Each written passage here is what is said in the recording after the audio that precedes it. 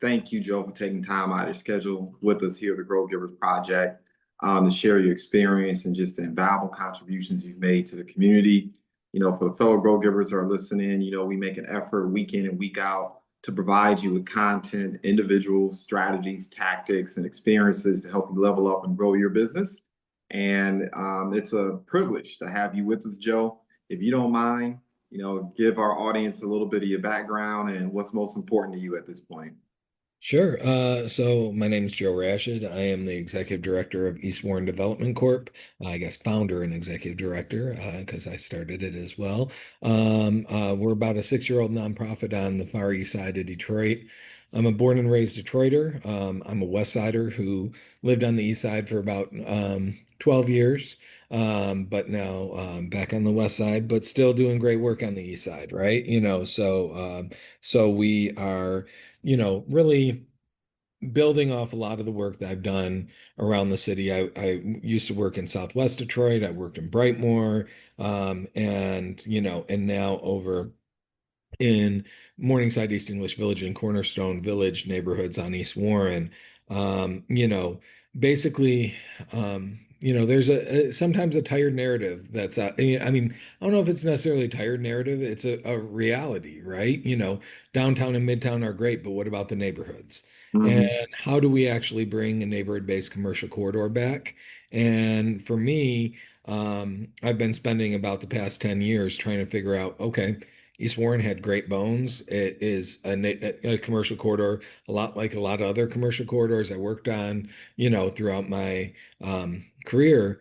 But it's just a really special place, and there's some really amazing businesses there. And so we are working on figuring out how we can kind of change that narrative of how do we actually develop a neighborhood-based commercial corridor in an equitable fashion, and so I think that's really ultimately what our goal is and what we're set out to do with our mission to support and enhance the East Warren commercial corridor and adjacent neighborhoods through collaboration, community engagement, and equitable development. And so yeah, so that's what we're up to. I love it. I love it. So help me out a little bit because I'm really interested in your origin story, Yeah. right? And I was doing a little bit of reconnaissance here, something that I read and then Mhm. confirmed with a couple other community activists is that you actually did things a little bit differently.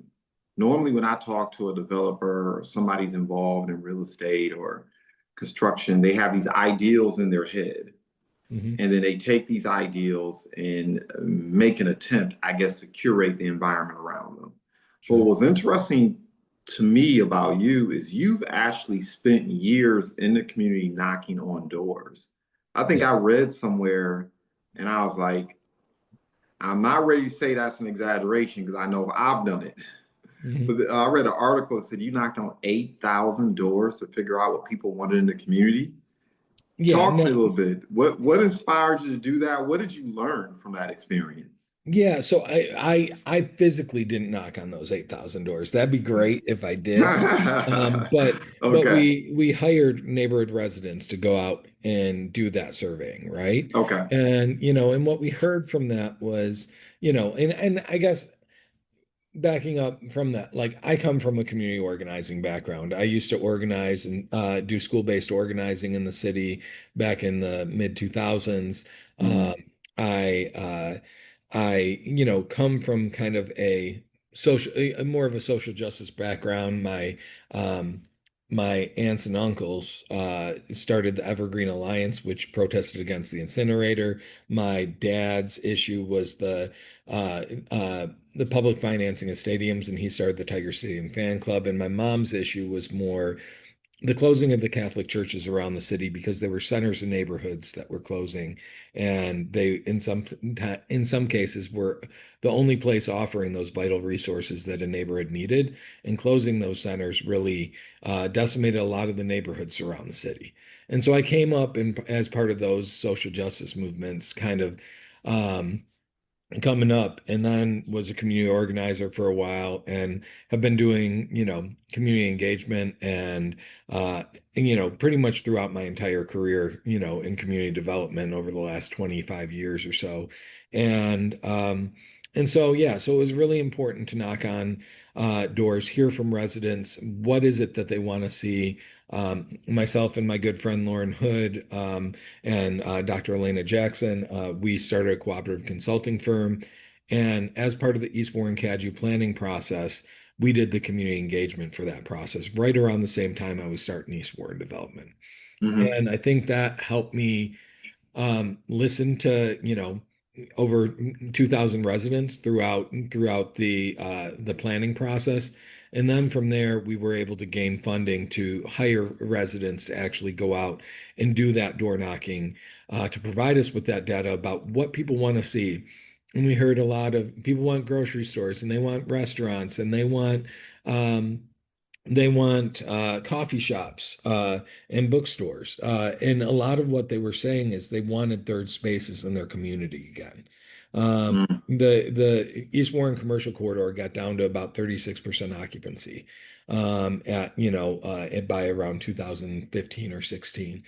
And so for me, growing up on the west side at 6 Mile in Livernois, a lot of, the key indicators of like what was once thriving commercial corridor were already gone when I was a kid. Like if you drove down Puritan or any of those streets, they were just shells of what they used to be. Um, but East Warren had, six operating dry cleaners. It had, like when you look at things like that, it's like, huh, there was no dry cleaner over on 6 Mile that I can remember my whole lifetime since the 80s, right? Right. So, having a commercial corridor that had that was, was something in itself. And so learning about the history of it and, and what was there, and that it was a corridor that always met the community's needs. And Mhm. so, how can we bring that back and it with some new flavor in a new way? We're not going to do it the exact same way that it had been done before, but how do we listen to the community and do this equitably with Black and brown developers developing the corridor, with resident, Detroiters developing Detroit, not outsiders coming in to develop Detroit, right? And so, I think Yeah, that's what it's all been about. And so that's what we've been trying to do over the last few years is help bring these third spaces to fruition. I love it. You know, listening to your introduction and even listening to what you're sharing now, at the heart of every conversations I've had with you has it's always involved empowering the residents, always empowering community members to get out here and be a part of the change that they want to see. Mhm. What I found that oftentimes transpires is a lot of chirping, it's a lot of talking, Mhm. Mhm. but no one really steps up and takes action, or at least the voices that are talking the most aren't the ones who are actually the catalyst to the work that needs to be done. Mhm. You know, why have you been able to find success in that way? Like, what do you think is unique about your approach or just the way you've gone about doing things where you've been able to galvanize people around you and go from ideation to actually, erecting buildings and helping people start businesses? Well, I think, it's a community first approach, right? And so I'm always trying to understand what the community wants. What I think should happen, is almost irregardless of what I hear from the residents about what they say they want. When I initially did my master's capstone on East Warren, saying like, okay, how could we do this here? I had, a two-way cycle track on one side of the street. I had, like all of these things that I was thinking through, like, oh, this is what's going to promote walkability and whatnot. And when we got to the East Warren Cadue planning process, residents were like, no, we want the exact same streetscape on both sides of the street. We want, like they were very definitive about they want. And I said, okay, and the mayor held a vote, um, and gave four scenarios for what the streetscape could be. And we knew which one the community had wanted already. We're like, this is going to be the one that they pick. And it was something like 73-3 vote in favor of the one streetscape that's now the East Warren streetscape there. And so, it's making sure residents feel like they have a voice in development. We've, even gone as far as partnering with, local CDFI like Invest Detroit to, for instance, to put an RFP out together for development of a space, and that space is now the Ribbon, which is the new development there where Little Liberia and or a Vibe Studio are going. And there were 10, over 10 submissions to that. We They allowed East Warren Development the grace to put together a list of an advisory committee of residents to help select that developer for that site. And there were over 10 developers that applied, and it got narrowed down to four, and Eddie won that development. And but giving residents a voice in that, development process is a really crucial piece of it all. So getting their investment, because Right. obviously if they don't feel like they're a part of the process, Right. they're either going to be lukewarm or I'd imagine find a lot of creative and fascinating ways to gum up the project, Yep. if Yep. you will. So, okay, I hear that loud and clear. And then, of course, I'm hearing the fact that you've brought organizations that have funding to provide monetary incentives for people to actually get involved in these projects that you're in. Yeah. Um, you know, when we had a conversation a number of weeks ago, Mhm. when I actually came out there, I think you have a weekly kind of, walk the community, folks can come out and chat and converse with the staff there. Mhm. The thing that was really intriguing to me were the business owners I had a chance to converse with, right? And just the diversity of people who were there and present and excited about what's going on there. Yeah. You know, for me, coming from the B2B side, Mhm. one of the questions I thought as I was sitting there was, okay, so we have this development taking place. We have spaces being erected. We're going to put business owners in these spaces. Mhm. And then I immediately started thinking about sustainability, right? Right. What's Mhm. being put in place to ensure that these business owners have a successful run at it, right? Yeah. And also, not only are there resources and frameworks being made available, but some of these deals that these business owners are cutting to Yeah. secure funding to get in these buildings. Like, what does that process look like? What frameworks are being put in place to give them the best chance to have success? Yeah, so I mean, I think first and foremost, one thing that is a little different about East Warren Development is we put a developer assistance program in place.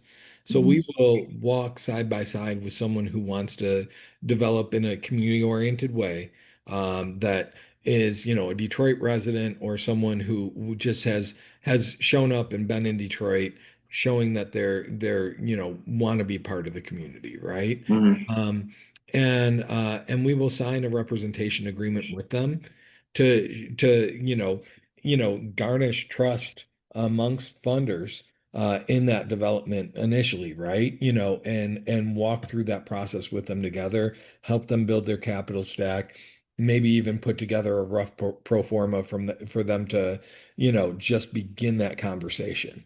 And then from there, it's, offering differentiated support. So do they need legal support? So how do we get them legal support? Do we need, um, marketing support? Do you need, really anything that runs the gamut? And our job is to help them navigate, right? We are a navigator. We are not an expert in, you know, traditional development. I'm not like someone who comes at it from, numbers guy, as a numbers guy. I come at it from a community standpoint. And so, Mhm. but I know how to get in the door and begin that conversation. And then I can help you get to a technical service provider that can actually provide you with that final level of technical assistance you need to get your development off the ground. And then I think once that development is open, we are always there to be that champion and work with them through that. We want to check in with you weekly, monthly, whatever you need to be able to make sure your business is successful. And our businesses know that. They call me all the time. Hey Joe, this is happening. This is happening. We find ways to support them. Um, but they have to reach out. Like I don't know. I'm not a mind reader all the time. So Mhm. on occasion something can happen. But I think we try to. It doesn't guarantee success. But I Mhm. think with our approach and how we're actually trying to, um, intentionally support businesses, they're a lot more likely to succeed. Being in business isn't an easy thing. It's sometimes a really lonely thing too. And so we try to help build systems of support around our businesses to be able to support them as best as possible. Um, we even joke that our once a business is open, it's our job to basically be the Flavor Flav of East Warren. We got to be that hype man, right? We got to just help get the word out about these businesses because they've got a really great concept and they're trying to do something. And so it's our job to, promote the events that they have going on or promotions that they're doing or things like that. Um, on top of just making sure that we can help them navigate to the resources that they need.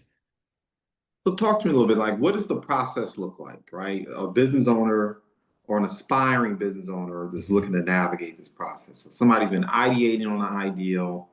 Maybe they get their tax refund, or maybe they decide, you know what, I'm going to take some money out the 401k, whatever the case may be, right? Yep. And they end up getting in contact with their organization and they say, I'm ready to start a business. What Yep. does the process look like to get them going? So, I mean, with every business, it's a little bit different. Like Hmm. we don't put a rigid process in place intentionally, right? Mm. So I typically say first step, come up to Food Truck Friday. That happens at 16835 East Warren on from 12 to 2. We'll have some of our staff members there. Sometimes that initial step is like, I don't know where to begin. Where do I begin? And then we navigate them to Build or Prosperous or Tech Town or any other business development entity that they might need to be able to develop their business plan and actually take those next steps, right? But then if they already have, some of that already together and whatnot, then what we do is um, I'll say, okay, do you know what size space you're looking for? What are you trying to accomplish here? Are you looking on East Warren? Are you looking somewhere else? We'll help connect them to the right community development organization in another area if they're not looking on East Warren. If they're looking at East Warren, I like to take them on a walking tour, really Mhm. understand who they are, what they're trying to do, what their intentions are, to help them, be able to navigate that space. And because a lot of times, especially on these commercial corridors, um, not everything is listed for sale, but you might know who the owner is. And we've spent that time actually developing the relationships and figuring out who owns what within the corridor, so we can say, okay, well, this isn't listed for sale, but we know that this person's interested in seeing this building developed. Mhm. Can't say that we know a price even, but here's their contact information. Feel free to reach out, and then we'll work with you through that process. In some cases, there's a couple city-owned buildings, or maybe you know, a friendly developer owns it but isn't looking to develop it themselves. So, it just kind of depends. And we walk them through that process and help them kind of figure out like what's that type of space that they're looking for. And sometimes, like Next Chapter Books, for instance, they wanted to just pop up. I'd played softball with them back in like 2011 or 12. They wanted to, pop up on the corridor at the farmers market, and we did that for a couple sessions and whatnot. But I really said to them, like, why don't you just pop up in the Alger Theater for about 6 months and just see if this is something the neighborhood will jive with and really work for them. And And it did, and then we helped them find their location, and so that's been a really great, staple. Books are destination retail business, and so the more you can kind of fill those gaps in with those destination retail businesses, the better. But it didn't start out like, okay, they'll sign a lease. It was like, let's test this out first in some way or shape or form to actually get it going. I like it. So you're really taking people through the beta testing process. Yeah. And once again, I'm hearing repeatedly, you are making sure that part of that beta testing or stress testing is that the community is going to be receptive and excited to have you there. Yep. Yep. And I mean, and the farmers market is the beta test, right? And it's the Mhm. beta test, and we're not typically bringing a ton of businesses from outside for the farmers market. But what we're doing is letting, really seeing, Detroiters were hustlers. We there's all sorts of, great businesses that are happening in the neighborhood. But they're kind of the side gig, right? Well, but a lot of these people want them to be their main gig. And so the farmers market's kind of that first step. And then from the farmers market, what's that next step? And sometimes it's going into a licensed commercial kitchen. Sometimes it's going into a brick and mortar business. And so we started the East Warren Commercial Kitchen as kind of that additional entry point for food-based businesses, so that we can help support our local food-based businesses, um, along the corridor and grow that, because that's something we heard back when we surveyed the 8,700 homes, that people want sit-down restaurants. They want places to go eat.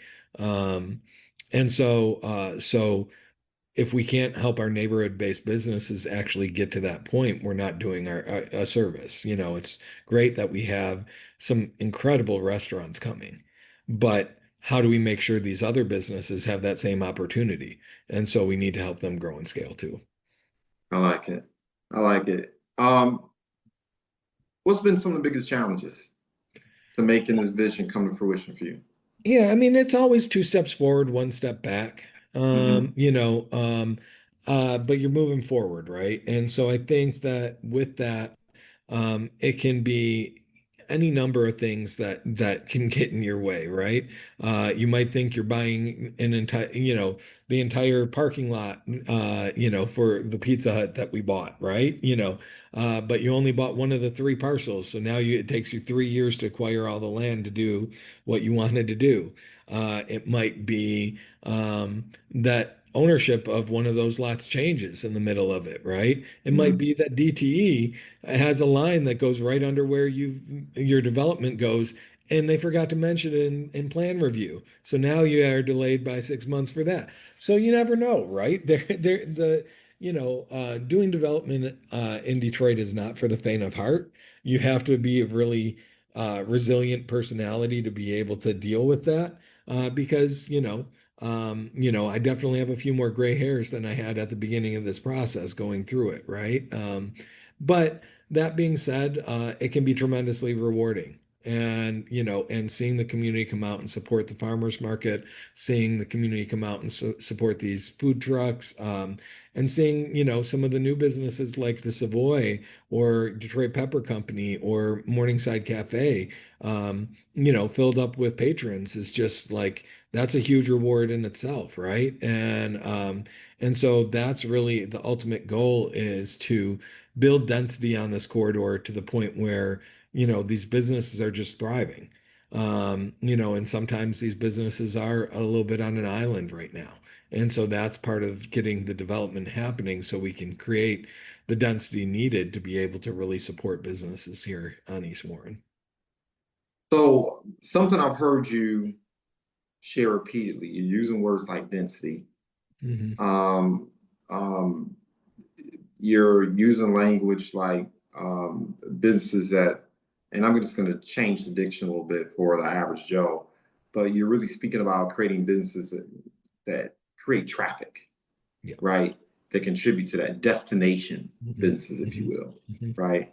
And I know you're not in the business of telling people what type of businesses they should start, but I Sure. also know you have enough business acumen to know that, look, there are certain businesses that I would call anchors that Yeah. you have to have in any community to really make it grow, bring that foot Mhm. traffic, bring that interest. So Mhm. for an aspiring entrepreneur who is in Detroit Metro, and maybe even specifically listening in over there by East Warren, what kind of businesses would you encourage or invite people to start? Yeah, so I mean, I think, our model has been we're starting with food, Mhm. food first. So food-based businesses drive foot traffic. It's just that's the nature of the game.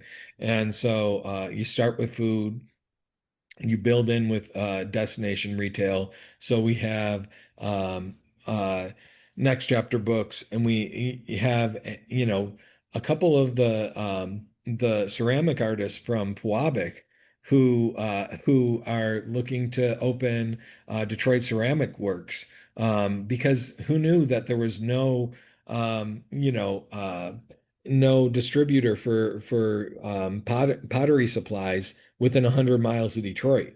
Mhm. But it can also be all sorts of other businesses, right? I mean, sometimes you don't really know it until you actually hear what the vision and their plan is for their business. But I think if they're community oriented, if they have a clear vision of what they're trying to do and a clear route to being a profitable business, we're open to a conversation to kind of figure it out. I don't think there's any one type of business that we're looking for, right? But I think ultimately, I guess if I had to generalize it, it's East Warren was always a corridor that met the community's needs, right? So how do we make sure that whatever we're bringing to the corridor is something that's going to meet the community's needs? And so that's really ultimately at the end of the day what we're trying to do is find those businesses that can help support our community in a more intentional way. And sometimes that's books, sometimes that's clay, sometimes that is t-shirts. It just depends.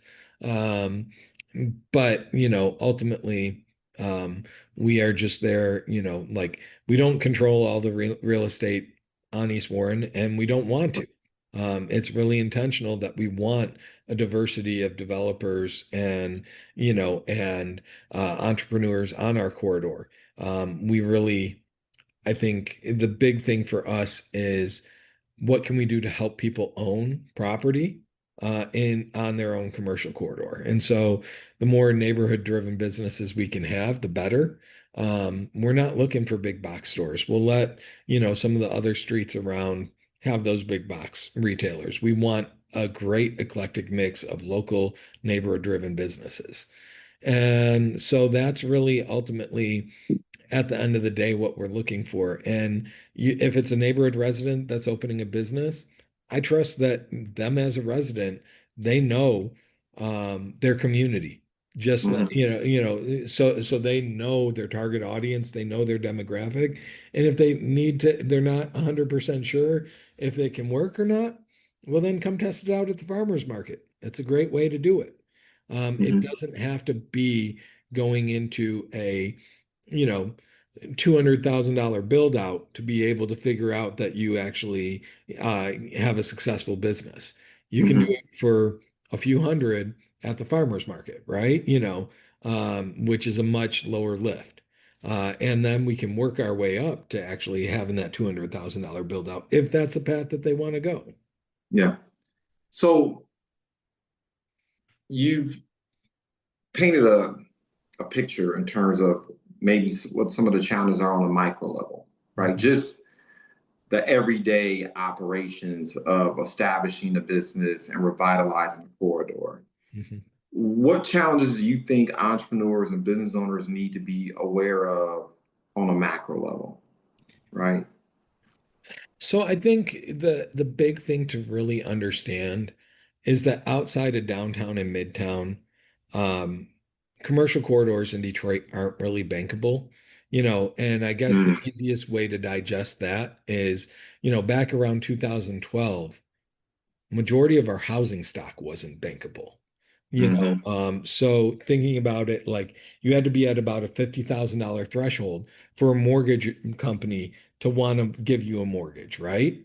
hmm And if you weren't at a $50,000 level, which because of the foreclosure crisis, a lot of Detroit wasn't, um, then your neighborhood sat in this area where only cash buyers could actually operate. And when that happens, then you have a lot more, investors and things like that that have the are building up in your neighborhood and not as many homeowners, which creates an imbalance compared to where it used to be. And that's happened on pretty much all of our commercial corridors in the city, right? Where hmm it's investors coming in with cash. You can't go to a bank and get a loan. And so that is the challenge. And so you have to work with community development financial institutions to be able to actually um, you know, do the development on these commercial corridors. So, community development financial institutions are nonprofit banks. For anyone that doesn't know, hmm that have gotten dollars typically allocated to them by banks that have Community Reinvestment Act dollars to invest in riskier areas. It's almost like a form of redlining in some ways, right? Yeah, And ultimately, what happened, downtown and midtown at one point weren't bankable either. And they still are, sometimes teeter on whether they are bankable or not. But yeah, the goal is to get to get a commercial corridor to a bankable level where you can go to a traditional bank and just get a loan to open up your business. You can go to the SBA. You can do things like that, where you don't have a huge financial gap to be able to actually get your business off the ground. Um, and so there's this fund right now that's in 10 neighborhoods called the Strategic Neighborhood Fund, that is operating in 10 different areas. I can list a few, probably not all 10, but East Warren, Jefferson Chalmers, Gratiot 7 Mile, Banglatown, Island View, um, um, Verner in Southwest Detroit, um, uh, Russell Woods, Livernois 6 Mile, Grand River 6 hmm Mile. So those are really the main ones that are out there. There's probably one or two I'm missing there, but uh, I think West Warren is one too. But those neighborhoods all have been the city worked to basically get a corporate sponsor that will basically provide that gap financing for yep, these developments. And I think that's really important if you're looking at doing development in the city. It's like understanding where are these CDFIs actually investing their dollars and layering that out and mapping out where they're investing their dollars, because that's where, if if you're trying to develop on Puritan, I don't really know of anywhere on Puritan that actually has CDFI investment really coming hard into Puritan, right? So right, but if you're looking at 6 Mile, there's a few, and if you're looking at Livernois, there's a few, and if you're looking at East Warren, there's a few, right? And so you find ways to get those dollars to start to flow, and the ultimate goal of those dollars is really to help to get that the theory is if you can get 15 to 20 developments off the ground on a commercial corridor and mm, bring that investment level back to a reasonable point where that closes the gap on that financing to be able to get that happening. And so then all of a sudden, the traditional market can step in again. And that's really what what you want to see happen, is the traditional market will step in and banks will lend again and other things will happen. But we're battling, really 75 years of disinvestment in the city. And so that is, I think, just really important to like fully understand. And in doing this, we're trying to undo 75 years of disinvestment. Mhm. So, um, so yeah, so I think that's kind of how I come at it is like, this has been a inherent problem that we're trying to solve for here for years. And how do we reverse that cycle that of 75 years of disinvestment that's plagued the city? So just the way I'm interpreting it, the way Yeah. it's landed on me as I listen to you, is a lot of this activity, particularly involving these CDFIs, is almost like a fibrillator, Hmm. right? Hmm. They're basically jump starting the process, right? They're bringing the heartbeat back.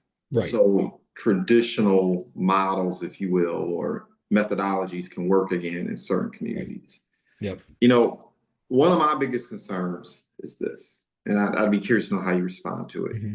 um, because I'm very much still gung ho about Detroit. I was telling a handful of people that I work with that aside from maybe 5 or 6 other cities in the United States, I believe Detroit still provides one of the best investment opportunities you're going to find. Whether Right. that be real estate, starting up businesses, I just think there's so much potential Yep. here, and the ground is so fertile Yep. to eyeballs that are open minded and willing to see it for what it is. Yep. But my other concern is this, right? Because I lived for years, and my stumping grounds for years was downtown Detroit, midtown Detroit. Hmm. So Hmm. I saw what it was and the transition of what it is today, Right. right? Right. Most people would say is a burgeoning example of what you would want in a metropolis, depending on your Hmm. socioeconomic situation, Right. right? Right. And I tell people, there's a rising tide in Detroit. I see it clear as day. Um, a rising tide does lift all ships, but only if you have your boats in the water. Right. And my biggest concern right now is that I know a lot of these people who left Detroit 20 years ago who are returning with Hmm. capital, Hmm. experience, know how, connections, et cetera, et cetera, et cetera.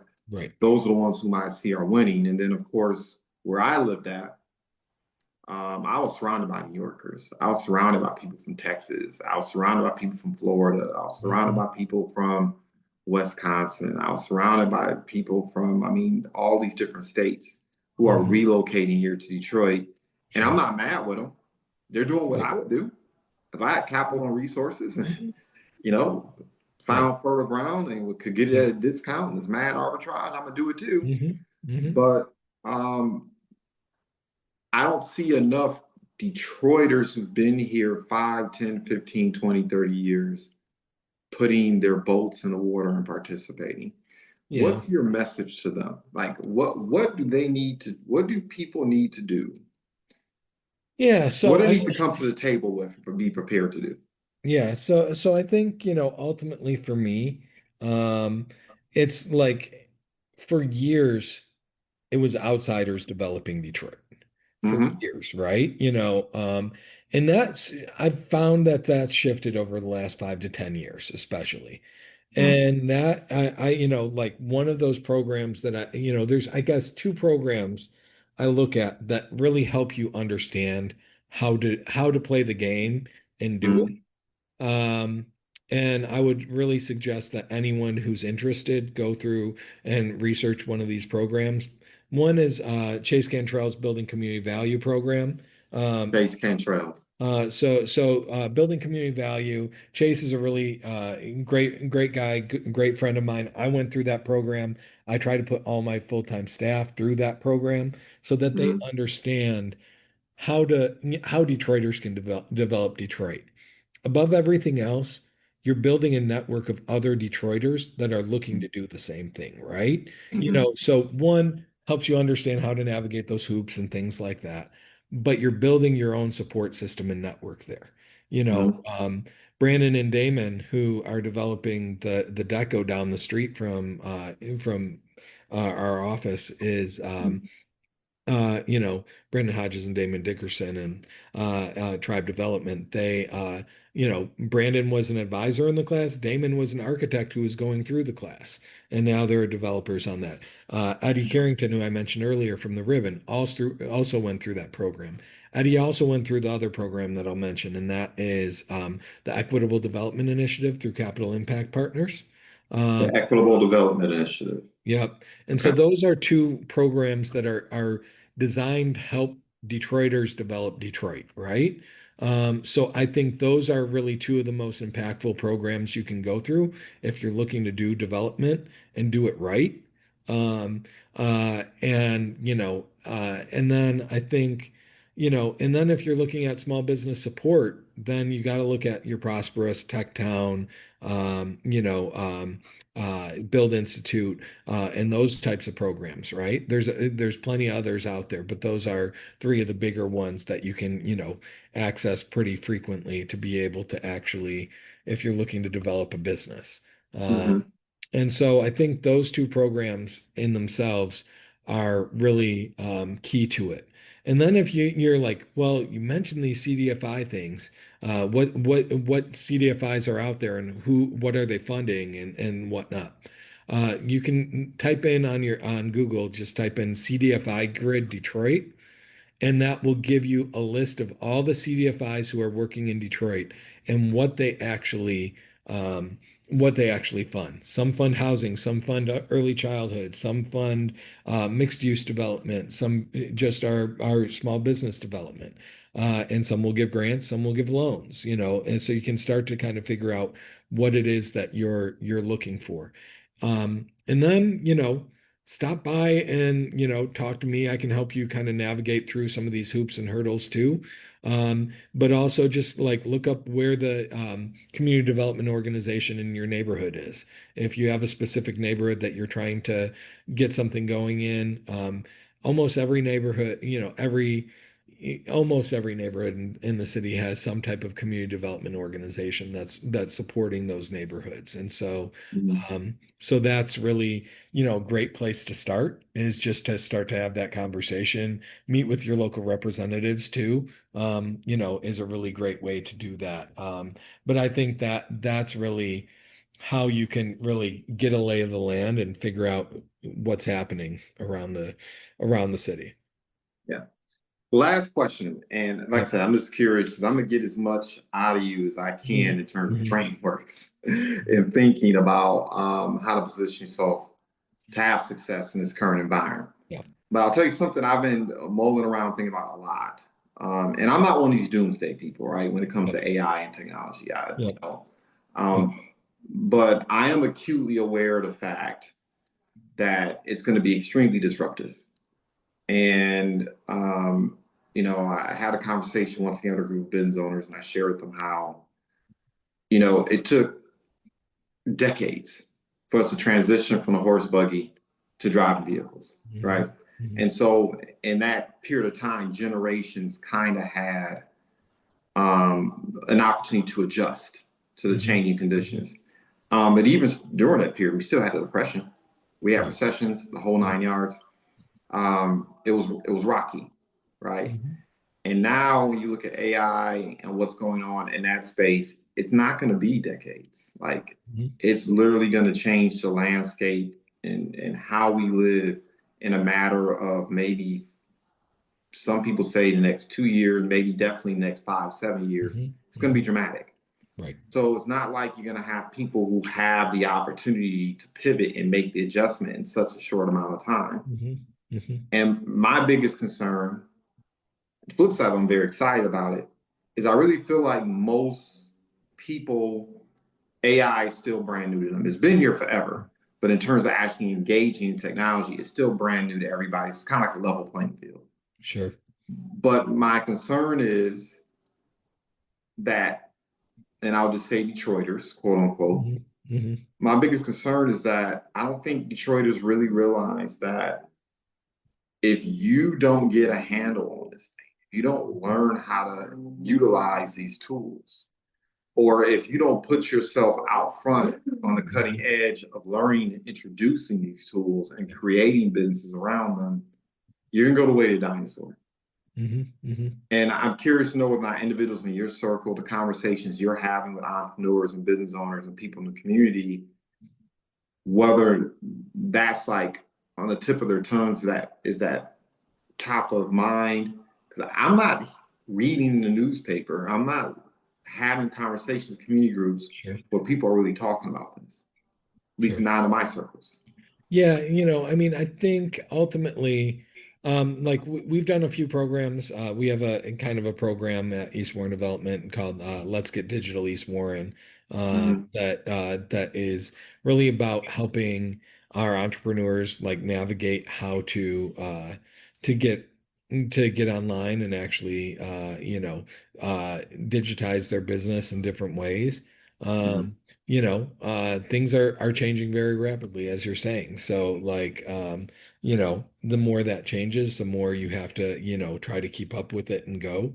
At the same time, you know, some of it is just still just figuring out and grinding, right? As a business owner and figuring things out.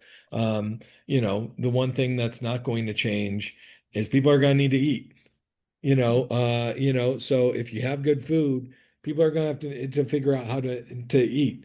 And it might mean that you gotta add DoorDash or Uber Eats when you were more reluctant to do that at first. Um, Mm-hmm. but you find ways to adapt to the changing times for even for restaurants or something like that, right? And so I think that like um, continue to find ways to be innovative in your approach. But that can look a lot of different ways. Mm-hmm. And you can, your existing customers, you can, do, you know, just old school surveys about how they would like to, receive information or what they need to do. I have, one of our businesses, Stacy's 2 Day Tea, where she sends text alerts every day she's out somewhere to just make sure her customers know this is where I'm going to be out at this farmer's market or at this event, to just let them know that she's going to be there. And while that's not, AI driven or anything like that, a text message is a really effective form of communication these days. And Yes. everyone's got their phone for everything. And so you find ways to adapt your business to be able to drive foot traffic and drive your customers to the spaces that you are present at. And so I think that is, a really great example of how you can just kind of just, like how do people communicate? What are they doing? Figure out like a innovative way to stay on top of things. Okay. Last but not least, and I'll let you go. I Mhm. know we're running up on it. Yep. Um, are there any specific projects or initiatives you would like business owners and aspiring business owners to be aware of Yeah. moving forward, like over the course of the next, 6 months, a year, 3 years, that people can Yeah. get excited about? Yeah, so I mean, East Warren is about to, have probably the best food in the city. And I don't mean to toot my own horn or anything like that, but Mhm. so East Warren Development, we're opening the East Warren Commercial Kitchen, turning an old pizza Hut into three commercial kitchens with a Mhm. pass-through window, so we can do, DoorDash, Uber Eats, or if there's a festival or our farmers market, they you can just have the menu outside and people can come up and order, right? So different ways to make that happen. But Bob Ebb Fair is opening their second location by us. La Jaliense is going to open their third location, great Mexican restaurant from Southwest Detroit. Little Liberia is probably going to be the next restaurant that opens in the Ribbon. We have Cash Only that's going between Corville, I'm sorry, between 3 Mile and Bedford on East Warren, Cone Vecinos, which is going to be a soft serve ice cream spot. Chef Omar from Saffron des Trois is looking at opening two restaurants.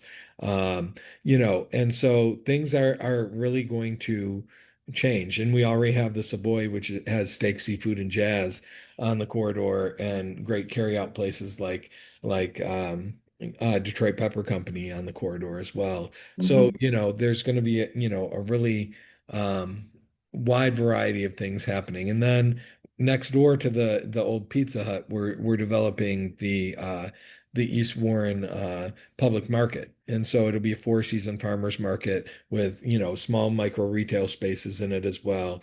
And then the second floor will be supportive services for business. We'll also have a small grocery store that will mainly just be prepared foods and local produce. Just grab and go items and whatnot for our community, but healthier options. And and I think the big thing is, so one, we have our farmers market every Thursday from 5 to 8. So tonight and every Thursday we have the farmers market through the end of September. Once the new buildings open, it will be year round. And then we have Food Truck Fridays happening till the end of October. And we have East Warren Fest coming up on September 13th. So East Warren Fest is our response to the nostalgia that our community, when you heard people who grew up in the neighborhood talk about the neighborhood, they were talking about, man, the one thing they always think back on is this parade that the East Warren Business Association that used to be around on East Warren used to do. And like all the Little League kids would participate and everything. There was such nostalgia around it. And while we weren't going to be able to do the same thing and have that same nostalgia in the same way, we wanted to provide an event that could provide similar nostalgia and Mhm. similar neighborhood pride. And so East Warren Fest is our response to that. And so this will be the third year of East Warren Fest this year, happening September 13th from 4 to 9. We partner with Decipher, which is a great music super collective on three music stages. And then we're adding a car show this year. Where we have a kids zone. We have a lot of really fun, different ways to do things. We should have two businesses opening that day. And so it's just a really great celebration of what's happening on East Warren. And it's just a really amazing time. We had over, 8 to 10,000 people come out last year. We hope this year's even bigger and better. And so we're doing everything that we can to provide, really a tremendous space on the corridor where, family-friendly environment in the neighborhood where everyone can kind of come out and enjoy themselves. So those are our the upcoming things on East Warren that I'm most excited about. I love it. I love it. Appreciate it. Yeah. So for individuals who want to get plugged in to the ecosystem, Yep. right? Learn more about what you're doing, learn more about these events, Yep. just kind of keep their ear to the streets. I know I heard Fridays is still transpiring, so I believe I'll Yep. probably be there tomorrow. Yep. What else is going on where people can plug in? Yeah, so I would also say that you can go to ewarren.org. You can email me at joe@ewarren.org. You can visit any of our social media. We typically have a link tree with all the different links to the different programs and things Mm, that are happening just by scanning the QR code on any of our social media accounts. And so there's a lot of different ways to plug in. Detroit has probably one of the most amazing entrepreneurial ecosystems in the city, in the country, to be able to, in terms of small business support. But you need to know how to tap in, and we're one of those resources that can help you tap into that to be able to help grow your business. I love it. Well, I appreciate your time, Joe. As you probably know, I have a million other questions I would like to ask. Yeah. So I'll end up shaking your hand here in the near future to get some of those questions answered, and hopefully next time we can visit with you here on the Grow Givers podcast. We can be talking about some of these updates and new happenings that are occurring. But I thank you again for your time. I mean, as always, your conversation and wisdom and the impact you made in the community is invaluable. And I want you to know we appreciate it. Yeah.